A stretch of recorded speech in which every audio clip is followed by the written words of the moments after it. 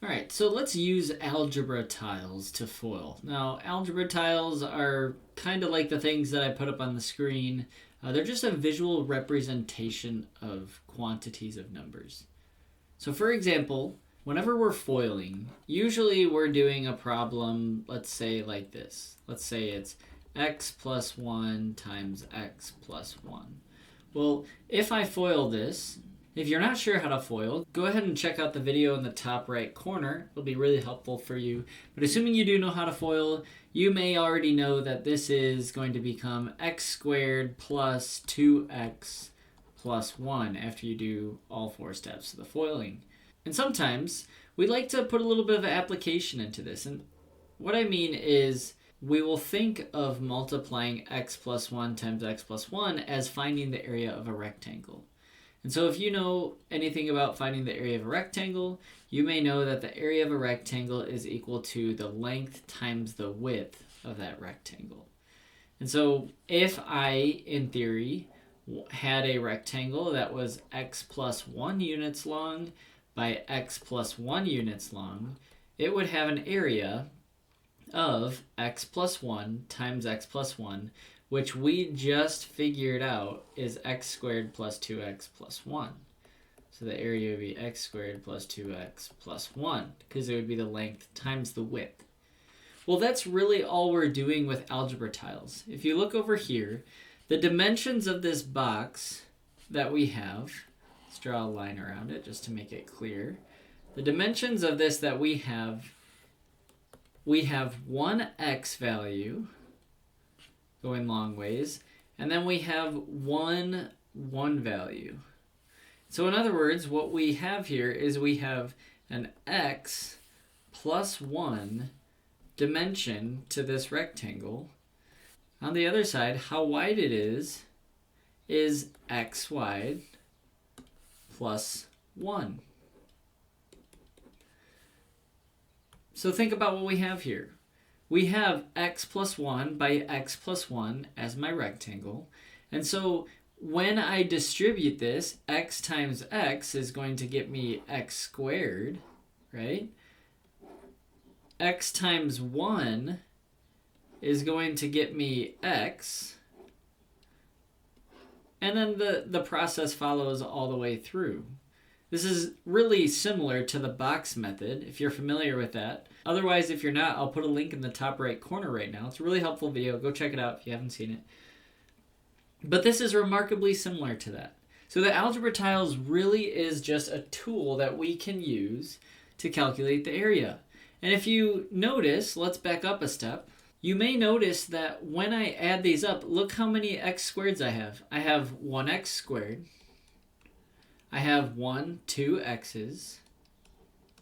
And then I have 1, so plus 1. So 1x squared plus 2x plus 1. So 1x squared plus 2x plus 1. That's already what we found when we FOILed this problem from the beginning. And so we're going to practice using algebra tiles as a visual to FOIL, because later when we factor, when we reverse this process, algebra tiles are going to be really helpful for us to connect the dots between the concept. So let's look at an example. All right, so here we have an example where we could FOIL them, but we're going to go ahead and practice using the algebra tiles. And so let's take into consideration what this means. Again, when we're thinking in terms of the area of a rectangle, whenever I want to find the area of a rectangle, I need to figure out what the length and the width of the rectangle are. We could say this side is going to be x plus 2, this side is going to be 2x plus 1, and when we multiply these two numbers together, that should get me my total area. Well, let's think of it in terms of how we just did.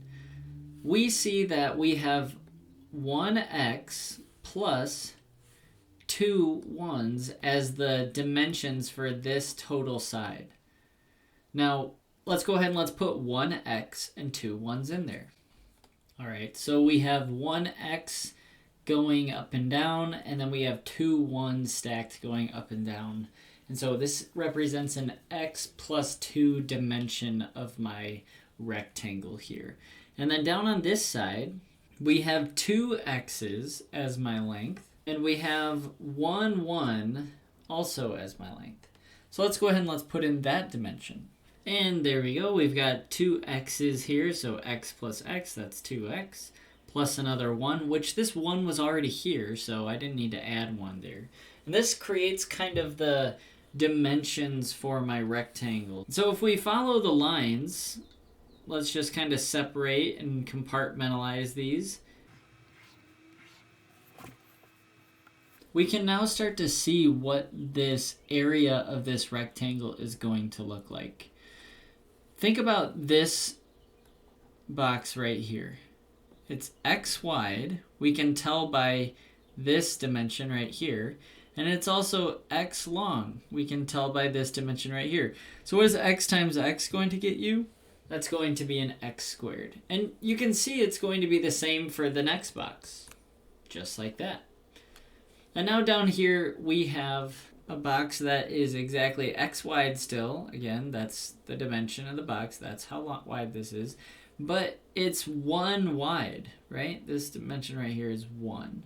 So x times 1 is ultimately going to give me x. So I need to put another green rectangle x in here. Means I'm also going to have to put another green rectangle x in here. Let's see what that looks like. And it's going to look something like that. So it's not perfect, but you get the idea. And so what we have here is if my rectangle was x plus 2 wide by 2x plus 1 long, that means I can now find the area of this shape just by looking at the visual representation of it.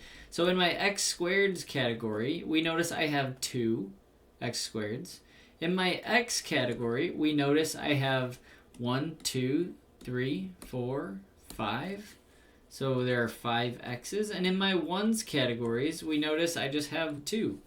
So I just have 2 of them. Which means that the multiplication of x plus 2 times 2x plus 1, the dimensions of my rectangle, will get me 2x squareds plus 5x plus 2.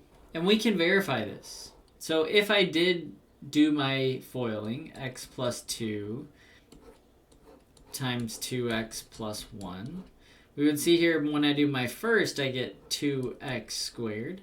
When I do my outers, I get x plus 1, which is x. And then when I do my inners, I get 2 times 2x, which is 4x. And then last, 2 times 1 gets me 2.